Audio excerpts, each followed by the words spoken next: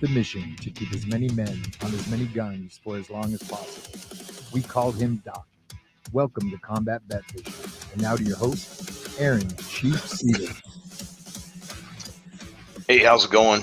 Hey, welcome to Combat Vet Vision. This is basically where combat vets get to kind of share their stories, their opinions, their experiences in life, and this is where I get to share my opinion, my experiences in combat, and what's happening to our veterans as they come back, and some of the things that they're having to deal with, and and this week we're going to talk about, we got a lot of things going on.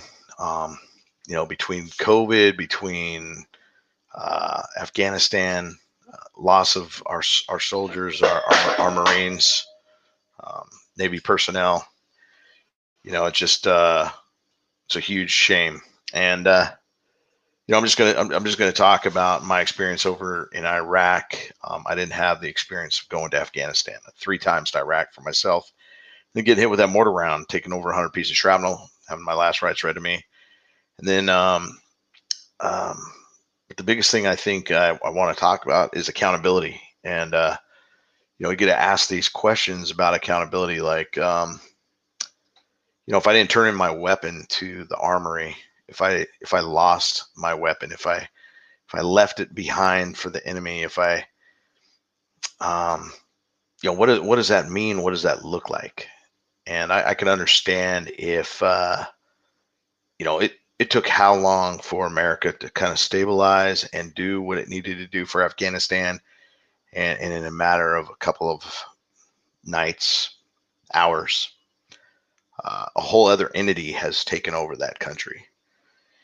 And I don't think that just happens by chance, and I don't think it happens by a lot of things. But this is just my opinion. This is my thoughts about it, and I'm just going to talk about America's culture for a second, so you can kind of get this picture.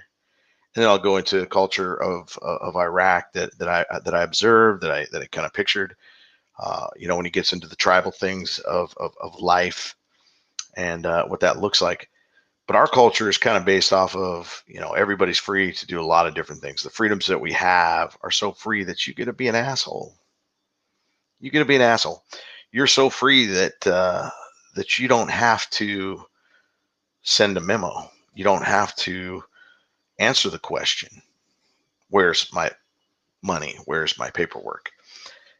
An example is the IRS in 2017 owed me some money, and they paid me half of my return. And it took a couple phone calls. I called them up and said, hey, what's going on with this?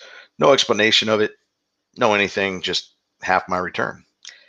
And the IRS said to me, they said, oh yeah, well, you're basically your stuff is on a desk somewhere, and we're maybe going to audit you.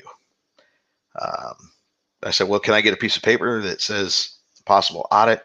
You're holding on to half of my my check. They said, no, we're not going to give you a piece of paper. I'm not going to give you anything that says anything about that, because if they do, then it's an IOU, and I don't know why they wouldn't do that. But I said, hey, I'm a Navy chief, and I'm required to sign all these documents and fill this out and tell people why I'm doing medical procedures on people. And it just occurred to me that our freedom's so free that the IRS had so much power to make that kind of decision. It was strange to me, but that was something that just kind of rose to the occasion. But I will say, in our culture, growing up as a kid, I was on a farm. I got to milk goats and raise cattle, and a little bit of different things coming up when I was super young. And then as I progressed, moved into town, changed things up. But really, you go in a store, you buy what you're going to buy. When you finally join the military, you get to make that decision. Do I want to join the military? Do I want to have a job? And when you go into a job, there's all these expectations of different things. And those expectations have changed over the years. With all the benefits that we have now, you don't even have to work, and you're going to get paid. Some cultures are not like that. If they don't work, they don't get paid. And even in our military, you join the military, your gear is issued. It's like, hey, everybody will have the same standard gear. What I observed in Iraq is that we issued all this gear out, but they were able to make side deals on it. Like, hey, you're not going to get this pair of tennis shoes unless you know, kick in a pack of cigarettes or some sort of thing like this. So these side deals were kicking off because somebody was taking an edge. So the military function of itself, to me, seemed broken because the culture of it was already skewed by side deals and, you know, thoughts that, hey, I'm not really in it for my country. I'm in it for myself and to see what kind of advantage I can get over this guy or that guy or this situation or that. And I even will go as far, to say, when you get the guys out there and why is kindergarten important? You go to kindergarten, you kind of learn, a lot of different things. You learn how to move your body a little bit more. Maybe you're out on recess. You learn to coordinate yourself a little bit better. You got grown men that can't even do jumping jacks in the military of some of these foreign countries. They can't see something in the mirror and repeat it, or they can't see you standing in front of them doing a demonstration and then repeat it. So when you see these kind of things, you realize that our cultures are very different. And, the culture of America is to reason, to find all these differences. And like I've talked about in other podcasts, is like we have people from all over the world in the United States of America. So those cultures are brought in and they're kind of intertwined, and they're kind of mixed up. And there's a lot of tolerance that's required because of that. And tolerance is good. You need to be able to tolerate. You need to be able to adjust. You need to be able to work with and together with multiple different cultures, colors, creeds, what have you. And we're in a first world country, so we have first world problems. Like, hey, did the welfare check come in today? I went to the store and one of the lights was out and it was really affecting my ability to see the labels. Some weird stuff like that where these cultures over here are kind of dealing and wheeling, and they're tribal. So even in the tribes, they're fighting amongst themselves. They're causing issues. There's a lot of discontent. So they can't come together. They can't pull together and be a full country. So maybe they fell because they had that tribal mentality, and hey, it was affected in this other tribe. It doesn't affect me. And then all of a sudden it's affecting them because apparently the Taliban owns Afghanistan now. And now we're dealing with the Afghanistan military in an uncomfortable way, and basically saying, hey, the safety of Americans depend on you. I don't understand it, but that's where we're at right now. And we got these lives taken by a suicide bomber. Somehow made it through all kinds of different things. Obviously, we got a lot of situations, a lot of people moving in and out of the airport, really pushing in for that. But it just seems to me like, we weren't ready for this, and the world wasn't ready for this. But somehow or another, an entity took over a country, just like that, with almost no violence, and we lost helicopters and gear and ammo and guns and all kinds of stuff.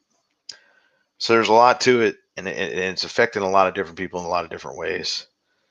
I feel like the burden of combat, and this is something I say a lot. It's on my emblem, right down the side of Combat Vet Vision. You can read it if you look real close along the western coast of the United States on this emblem. It says the burden of combat is mine, so America can. But now I feel like I have to change it, because the burden of combat is theirs, so the world can do what?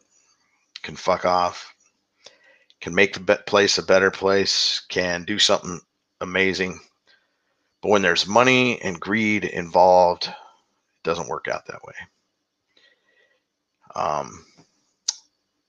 You know, it's a total shame to see the loss of these guys and gals, and in this situation. You know, I'm a combat vet. I'm lucky to be alive. I got hit with a mortar round, but I'm a corpsman. I'm a caretaker, somebody who my job is to have fire superiority on the battlefield until one of my Marines is hurt, and then I'm supposed to help them out. The best medicine on the battlefield is fire superiority. But the burden of combat's there so that the world can do whatever it wants. And obviously the world is doing all kinds of crazy things, whatever it wants. And our service still means something, because it means something to me. Your service in Iraq, Afghanistan, wherever you served, whatever you've done in your military career, you know, it's important, and it's amazing. But all these choices, all these weird scenarios, it leads to something. It leads to something, you know, somewhere, somehow, someone's making a lot of money, and we just handed over a lot of technology, a lot of weapons, a lot of different things to the enemy, or an uncomfortable ally, whatever you want to call it for the day. And the news seems to report a lot of different things, and our government seems to report a lot of different things. And it's getting to the point where we have to ask questions. We have to look for ourselves. We have to, you know, put theories in place that maybe they don't even belong. They don't have a place. Maybe my opinion doesn't even matter. And it's okay. It matters to me. It's what I've seen, what I've observed. My military experience tells me that, you know, to leave that much gear behind is a failure on leadership. It's a failure on military. It's a real slap in the face to America's military, and whoever logistically said, "Hey, let's do this. Let's make it happen." The intel didn't come through, or, you know, we want to depend on intelligence to secure and say, "Hey, you know what? There's an enemy force coming through, and they're going to take this place in a couple of hours. Let's get our stuff out of here." But no, we said, you know what? We don't need intel, or, you know what? Close our blind eyes to this, or whatever it was. And it's just, it makes me ask a lot of questions, and it makes me frustrated and pissed off, and hurt. And but that's okay. You know what? I got my Tuesday Warrior group from the PTSD Foundation of America. On Tuesday, I got Warrior Built Foundation to reach out to those guys at any given time to talk about this. And those guys have me as well, so that they can reach out and they can make that happen. But if you're dealing with stuff, if you're frustrated, if you're angry, if you're hurt, if you're dealing with something, I say reach out to your combat buddies, reach out to your buddies, reach out to your veterans. Look at those nonprofit organizations that are doing some really incredible things out there, and give them a shot and a shout out, and talk about it, open up about it. Don't be afraid, because, you know, you may look like a wimp on it all, but, you know, this is my place to vent a little bit. This is my place where I give my opinion, my scope on life, and my scope on death. And you know, just remember, you know, no matter what happens, whatever's going on, you can only control yourself ultimately. And how that looks and how that goes about, it seems like no matter what, you know, you can only observe and report now. Taking action is not a feasible course of action. This causes damage and all kinds of crazy things. But, you know, good men that stood by and did nothing did not start the United States of America. But I just want to say, hey, thanks a lot for anybody who's checking this out.